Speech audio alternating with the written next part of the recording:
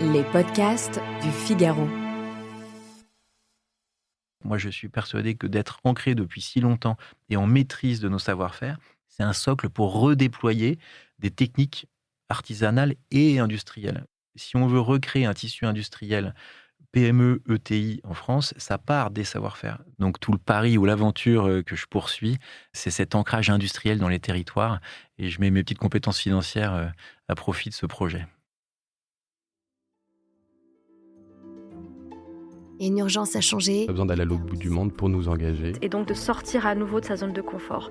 Il me semblait qu'il y avait quelque chose d'injuste. C'est un métier qui demande du temps. De l'empathie, c'est dur. C'est dur, mais c'est tellement gratifiant de faire des... À la fois c'est génial et à la fois ça nous terrifie. S'engager, c'est prendre ses responsabilités. Et puis il y avait l'idée aussi de montrer un exemple.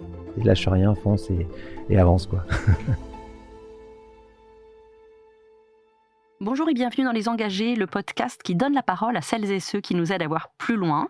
Aujourd'hui, j'ai le grand plaisir de recevoir Tristan De Witt, président de Rivalen et de l'Association des entreprises du patrimoine vivant. Bonjour Tristan. Bonjour.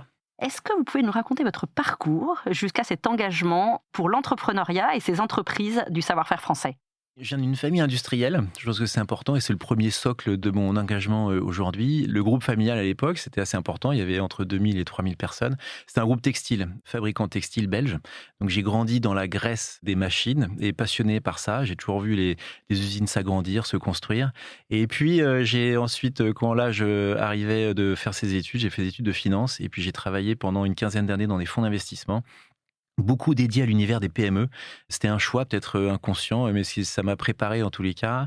15 ans après, quand j'ai approché la quarantaine d'années pour le rachat d'une première entreprise de production, qui est une entreprise du patrimoine vivant, qui s'appelle Roger Pradier et qui fait des éclairages d'extérieur. Et donc j'ai un petit peu marié ce monde et ses racines industrielles et cette expérience financière où j'ai appris énormément du pilotage et de la stratégie des vies d'entreprise que je mets maintenant, je pense, ou j'espère, à profit de cette belle entreprise Roger Pradier. Moi, je suis passionné de mettre ensemble les choses, de construire.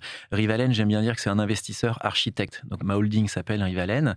L'investisseur, c'est mon côté de mon passé de financier. Et puis, bien sûr, architecte, on fabrique des objets qui sont dans la maison et prescrits par des architectes, justement. Et donc, d'avoir cette première entreprise, j'avais dans l'idée de la consolider avec d'autres acteurs. Aujourd'hui, on est presque un des leaders français de la fabrication de luminaires. Et donc, j'ai ajouté 4 autres entreprises qui sont toutes des fabricants de luminaires. Il y a 250 personnes dans le groupe aujourd'hui et 5 usines réparties sur les territoires en France. J'aime bien rejoindre un petit peu cette expertise financière qui m'a permis de construire ce groupe industriel et puis ce passé industriel qui fait ce que je suis aujourd'hui et la passion que j'ai pour cet engagement, moi, entrepreneurial dans tout l'ancrage territorial. Je suis convaincu que les usines, c'est des endroits où on se plaît, il y a beaucoup de choses à faire et on est à un moment et à un niveau de réponse des enjeux qu'on a face à nous. Donc si on le fait bien, avec des usines, on fabrique des choses de qualité et proche de là, on les consomme. Donc tout le pari ou l'aventure que je poursuis, c'est cet ancrage industriel dans les territoires et je mets mes petites compétences financières à profit de ce projet. Quelle qualité faut-il quand on est engagé auprès d'entreprises du patrimoine ? Il faut aimer les produits, il faut aimer les usines, il faut... Oui, je pense qu'il faut pas en avoir peur. Le grand saut, parce que j'ai vu pas mal de personnes s'y intéresser pour aller dans ces métiers, quand on faisait du conseil ou des métiers un petit peu comme je faisais, c'est beaucoup plus terrain, évidemment, qu'on est dans l'usine. Donc il faut aimer être au contact de l'objet, de la machine et des personnes. Si on n'a pas ça, je pense que ça peut pas fonctionner. Et la passion de l'objet, parce que quand on fabrique quelque chose, forcément, on est dans le détail de ce qui est fabriqué et il faut réfléchir avec les équipes qui sont bien souvent expertes de comment on le fait, de la meilleure manière qui soit. Et donc, il faut aimer passer un petit peu de temps dans le détail de ces niveaux de fabrication. On n'est pas obligé, du moins pour le métier que je fais moi, d'avoir ce savoir-faire manufacturier, moi à proprement parler. Mais en tous les cas, aimer ce geste de la main, parce que c'est ça qu'on accompagne en tant que dirigeant comme je suis, de ces personnes qui, dans les usines et les ateliers, ont les savoir-faire. Donc, il faut aimer ça parce qu'il y a un langage qui n'est pas le même que le monde financier que j'avais avant, par exemple. Et puis partager pour construire quelque chose qui est pérenne et qui a du sens, ça se fait que par l'échange. Donc forcément, je pense que c'est une grande qualité à avoir, c'est cette capacité d'écoute et d'intérêt à la relation avec les autres.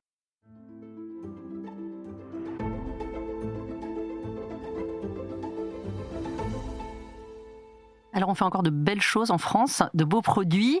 Et d'ailleurs, vous avez été sollicité pour présider une association qui n'est pas très connue, malheureusement, mais dont on va parler, qui est l'Association des entreprises du patrimoine vivant. C'est quoi exactement ?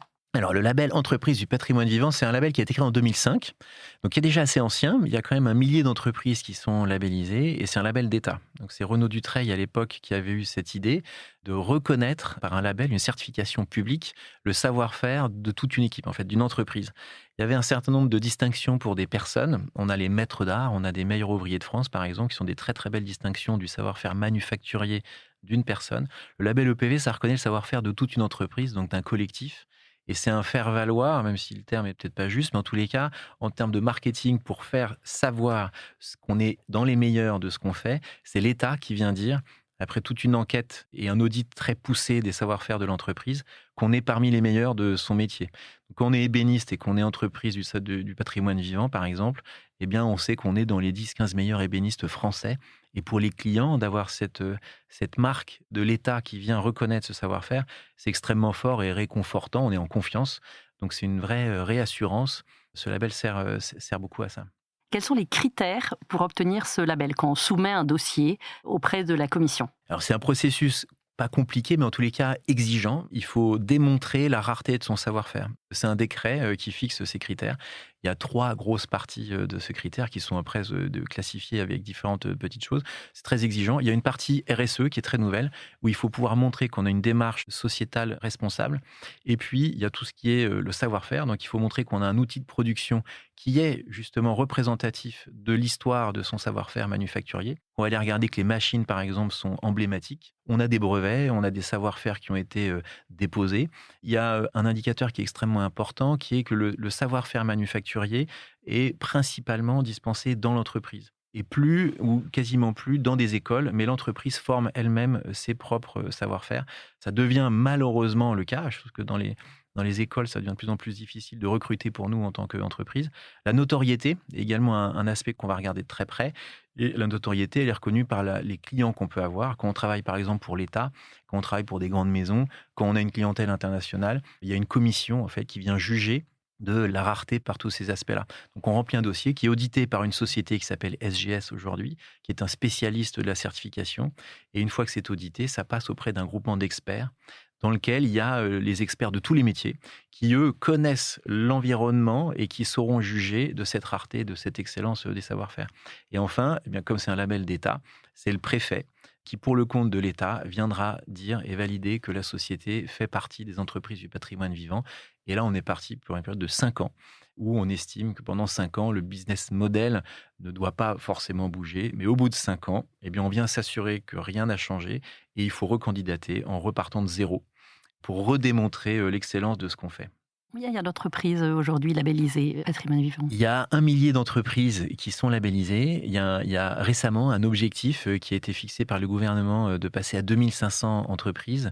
Moi, je ne suis que le président de l'association qui fédère les chefs d'entreprise une fois qu'elles ont été labellisées par l'État. Et donc, passer à 2500 entreprises, on peut se dire que ça peut un peu galvauder l'excellence de ce qu'on dit, mais en vrai, il y a énormément d'entreprises qui sont non sachantes, qui ne connaissent pas ce label et qui pour autant ont des savoir-faire assez exceptionnels. Donc, je pense qu'il y a largement de quoi avoir ce nombre d'entreprises sans engager un petit peu les Ça représente combien d'emplois et quel chiffre d'affaires global ? Ça fait quand même beaucoup de monde parce qu'il y a 50 000 personnes. Il y a beaucoup d'ateliers de petites, c'est très TPE. Il y a beaucoup d'artisans d'art qui sont des petites structures. Et puis, il y a des très grands donneurs d'ordre, comme les grandes maisons du luxe. Toutes les maisons et les filiales, du moins, des grandes maisons de luxe françaises, les ateliers sont labellisés EPV. Donc là, on retrouve des équipes par milliers de personnes et énormément d'artisans. Et ça fait un chiffre d'affaires consolidé de 14 milliards d'euros, ce qui est extrêmement conséquent.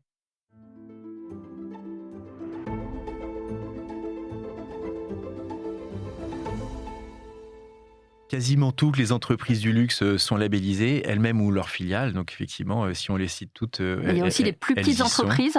Et il y a un vrai tissu de PME et de TPE qui sont, je pense, à la faïencerie de Gien, par exemple, les tricots Saint-James, les planchas ENO. Il y a beaucoup de sociétés qui sont des PME implantées dans les territoires, plutôt de la petite industrie.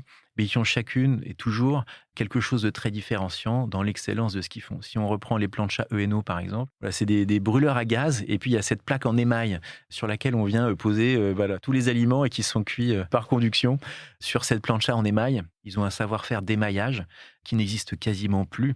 Aujourd'hui en France, ils investissent énormément dans leur outil de production pour rester toujours dans ce savoir-faire très ancestral, mais aussi au goût du jour avec des techniques numériques parfois pour le rendre le meilleur possible dans notre temps qu'on vit aujourd'hui. C'est toujours des entreprises très anciennes, les entreprises du patrimoine vivant. Il y en a beaucoup qui sont dans les Enochiens, par exemple, des entreprises plus que centenaires. Il y en a qui ont jusqu'à 400 ou 500 ans.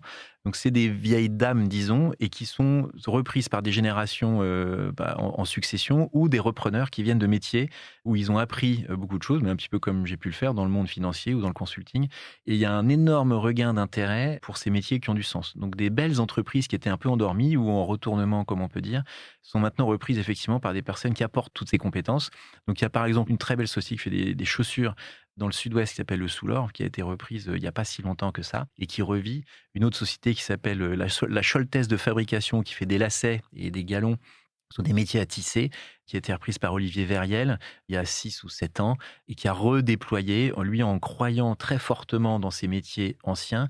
Olivier a racheté tous des métiers à tisser qui avaient plus d'une centaine d'années. Il a racheté 400 métiers qui avaient plus d'une centaine d'années en bois, qui tissent extrêmement lentement. Et ces métiers-là, en fait, sont parmi les seuls aujourd'hui qui peuvent tisser du fil qui est très fragile. Parce qu'il est fragile, a une souplesse, a un toucher très particulier et qui est très apprécié de tous les façonniers du luxe. Et donc, il travaille de plus en plus avec toutes les maisons du luxe. Là où avant, il faisait des lacets et des cordages, maintenant, il fait des galets et des galons, je crois qu'on dit, pour l'univers du luxe. Donc, c'est grâce à cette vision un petit peu qu'il a pu apporter d'un métier, ce pari qu'il a fait sur ses savoir-faire anciens, c'est une société qui se redéploie extrêmement bien. Et ce mariage des savoir-faire et de l'intelligence, disons, l'expérience du digital, du marketing, de la finance qu'on peut avoir aujourd'hui, ça redéploie ses savoir-faire d'une très belle manière. Quel est l'intérêt pour les entreprises d'avoir ce label EPV ? Qu'est-ce que ça leur apporte ? Est-ce que ça les aide à l'international ? Est-ce que ça les aide sur leur marché ? Il y a différentes choses. Le label est peu connu en B2C. Les consommateurs le connaissent encore assez peu. Alors on a, heureusement, grâce au Salon du Made in France, par exemple, et un certain nombre de manifestations, il est de plus en plus visible, comme l'Origine France Garantie, par exemple, qui certifie de l'origine d'un produit. L'EPV vient dire la qualité du savoir-faire de ce qu'il est. Donc, il commence à être assez connu. Et donc, ça permet, auprès du consommateur, si on s'intéresse à eux, de dire ce produit a été fait dans les règles de l'art et a priori, et du coup, d'une excellente qualité, d'une durabilité. Donc, c'est une certification qui est importante pour une assurance du client de ce qu'il va trouver. C'est très intéressant aussi pour les donneurs d'ordre, quand on est dans des schémas de sous-traitance, par exemple.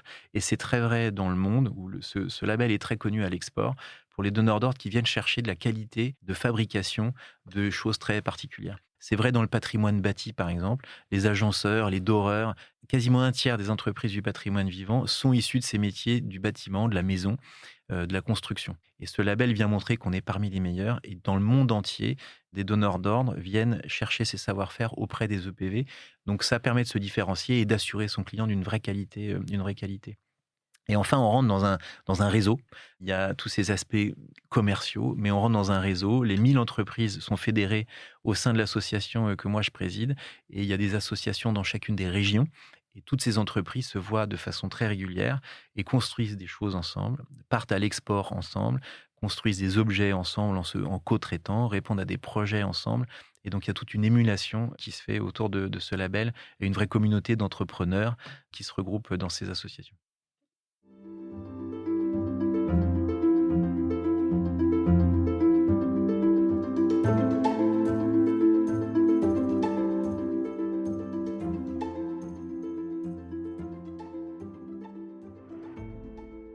Quel est le point commun de ces gens qui travaillent sur des métiers d'art, du patrimoine ? C'est la passion des choses bien faites, c'est le métier de la main, c'est... Bien sûr, quand on passe dans les ateliers, c'est formidable, il faut absolument visiter ces entreprises. Elles sont la plupart du temps visitables, aussi petites soient-elles.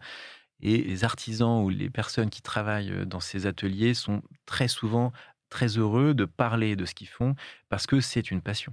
Et ils en parlent très bien. Et quand on va les rencontrer, ils vont expliquer que la qualité et la précision du geste qu'ils utilisent, pour eux, c'est tous les jours. Mais ils ont effectivement, pour le faire tous les jours, une vraie passion de ces métiers, du geste bien fait, du geste d'une précision la plus extrême, pour faire la pièce la plus aboutie possible. Et avec un attachement très fort de la qualité de l'objet qui va être utilisé par quelqu'un. Donc il y a une continuité entre ce qu'ils fabriquent et l'usage qui sera fait. Et tout ça est très très relié. Ce sont des entreprises qui sont ancrées dans les territoires en ayant une vraie vocation à répondre à un besoin et une justesse de la fabrication. Est-ce que ces entreprises sont fortement soumises à la concurrence internationale ou est-ce que justement elles restent très spécifiques sur le territoire français et s'aiment à l'international ? En Europe, on a quand même un certain nombre de savoir-faire très particuliers et d'entreprises artisanales de très très haute qualité. En France, on a une notoriété, on est connu pour ça. La French Touch se développe sous cet aspect de la fabrication et du design. Donc on a une spécificité et on se différencie. Dans ces métiers du bâtiment, encore une fois, on vient vraiment nous chercher pour ce double aspect, la très haute qualité de ce qu'on fabrique et le dessin.